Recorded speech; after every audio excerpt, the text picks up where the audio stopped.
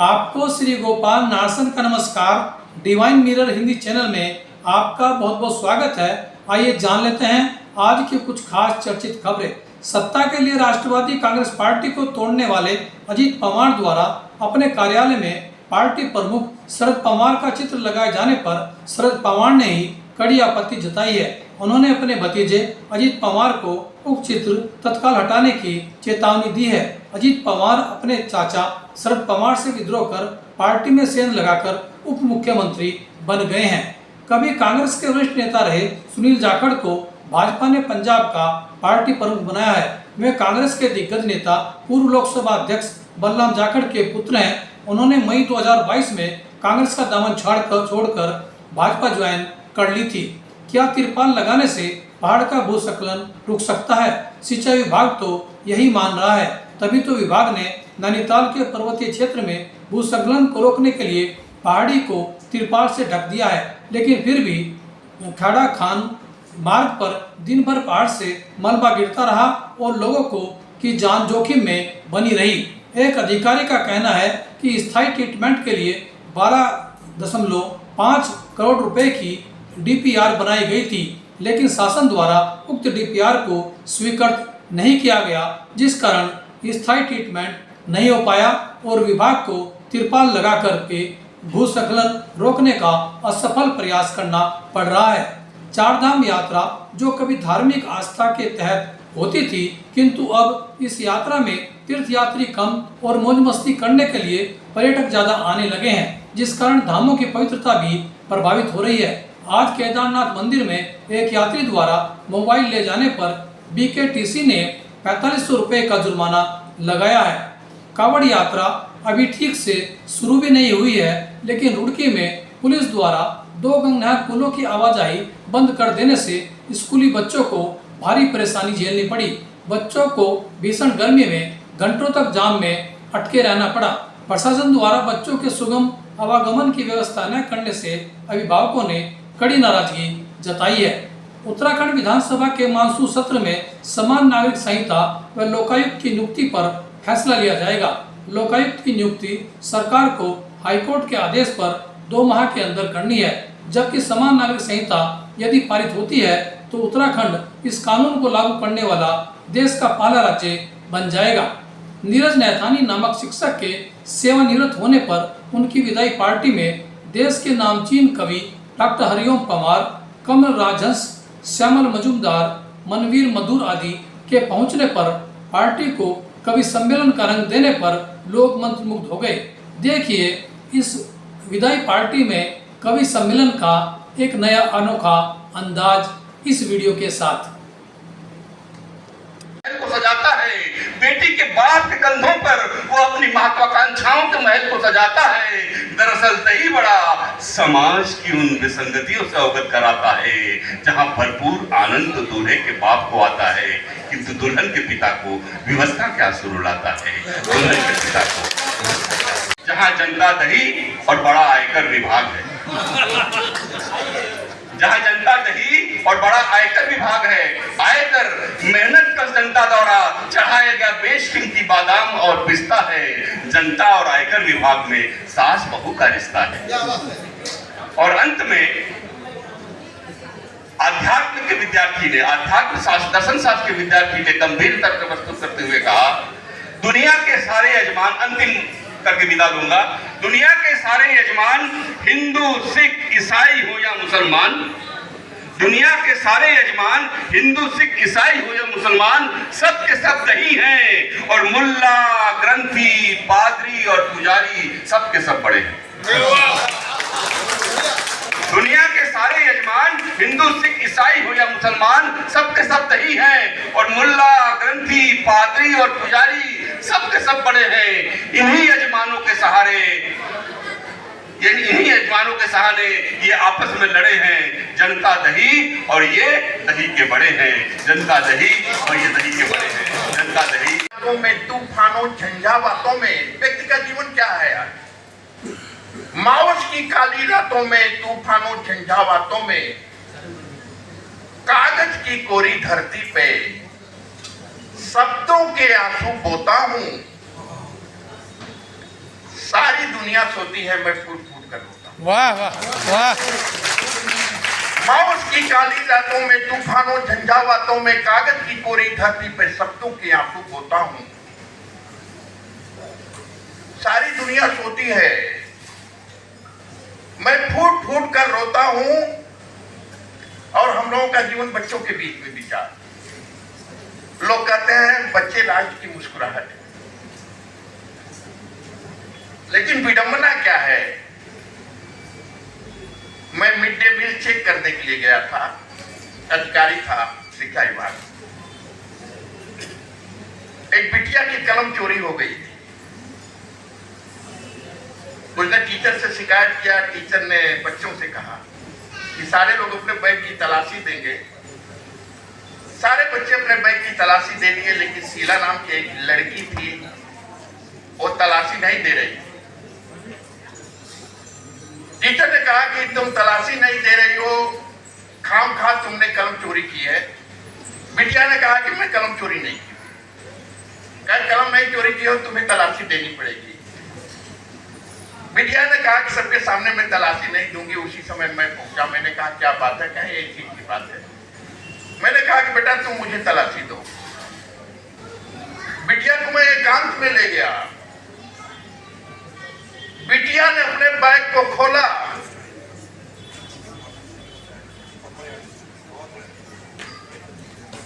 उसके बैग में से 4 रोटियां निकली। मैंने उससे कहा कि रोटी चुराती हो। बिटिया ने कहा कि सर मैं मिड डे मील में खाना खा लेती हूँ और मेरा छोटा भाई मेरा इंतजार करता है। अगर अंगड़ाई ले ली, इतिहास बदल भी सकते हैं।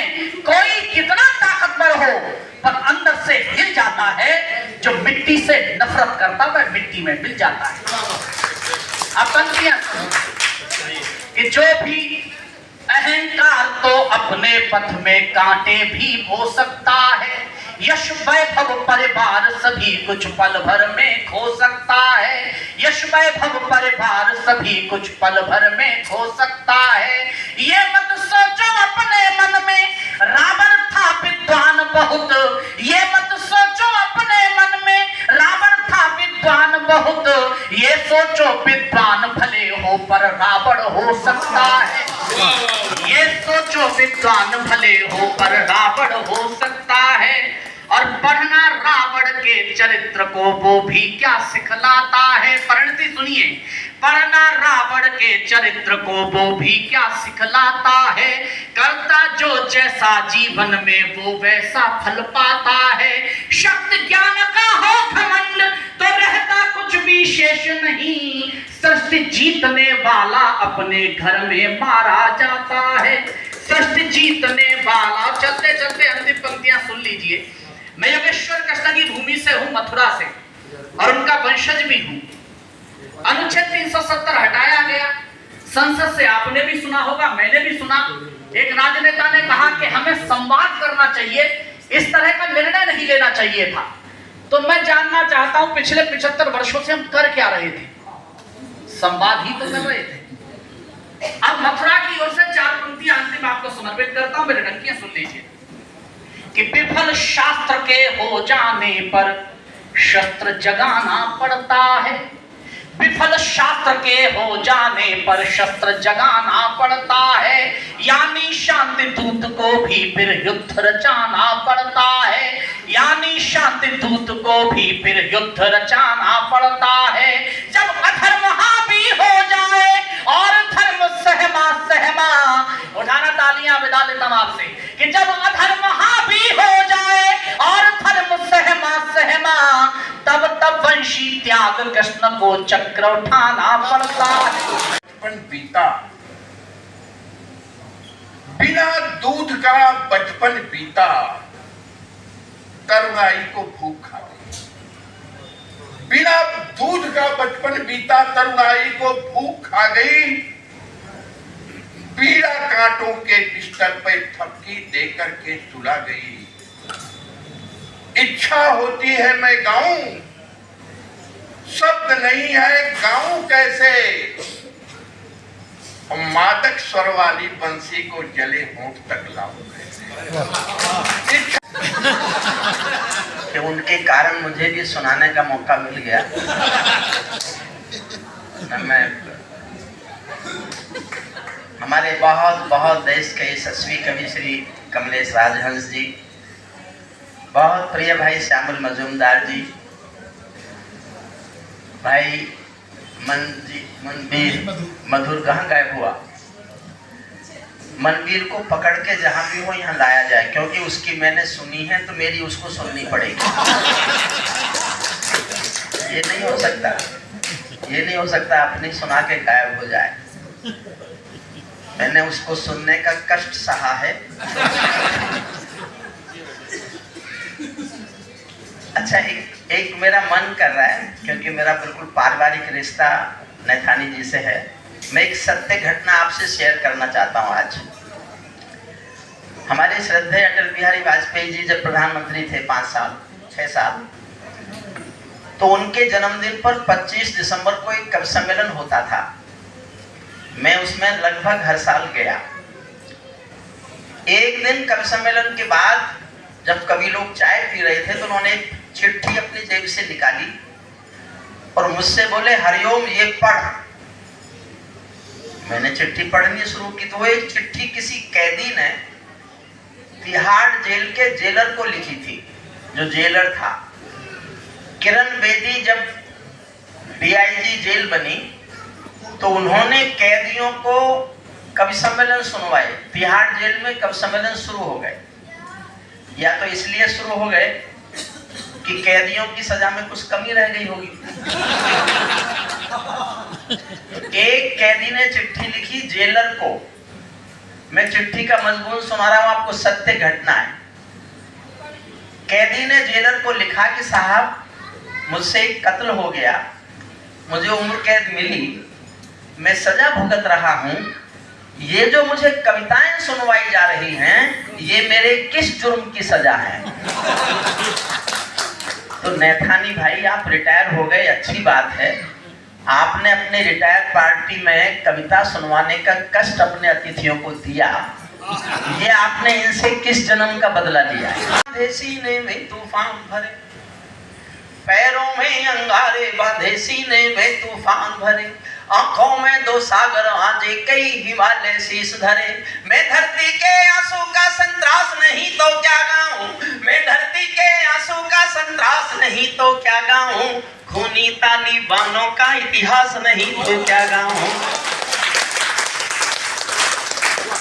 सुनाओ साहब, तालिबान सुनेंगे? देखो, तालिबान का हिंदी से कोई लेना देना नहीं। तालिबानियों को हिंदी नहीं आती। तालिबान विषय का हिंदी विषय से कोई लेना देना नहीं है। तो मैं ऐसे मुश्किल काम करता हूँ, मैंने मुश्किल काम किया है, और बाकी कोई कभी लिख नहीं सकता, क्योंकि तालिबान का इतिहास पढ़ने में 1 महीना लगेगा। क्यों? ठीक है ना? मैं जल्दी जल्दी आपको समझा देता हूँ। बस अब आदरणीय बैठ जाओ। ए आर्यपुत्र, अब बैठ। कई हिमालय शीश धरे, मैं धरती के आंसू का संतरास नहीं तो क्या गाऊं, खूनी तालिबानों का इतिहास नहीं तो क्या गाऊं, आगामी तूफानों का आभास नहीं तो क्या गाऊं, दुनिया के दादाओं का उपहास नहीं तो क्या गाऊं, दुनिया के दादाओं का उपहास नहीं तो क्या गाऊं।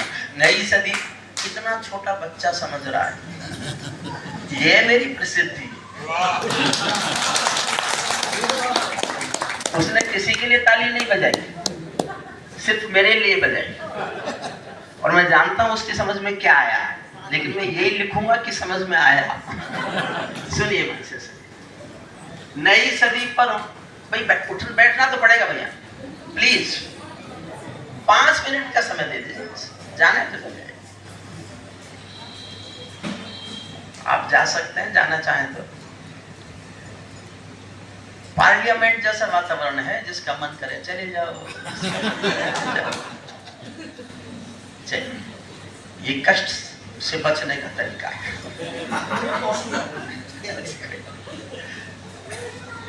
नई सदी पर पीछे वाले बैठ कर, मुझे थोड़ा सा वातावरण चाहिए बस।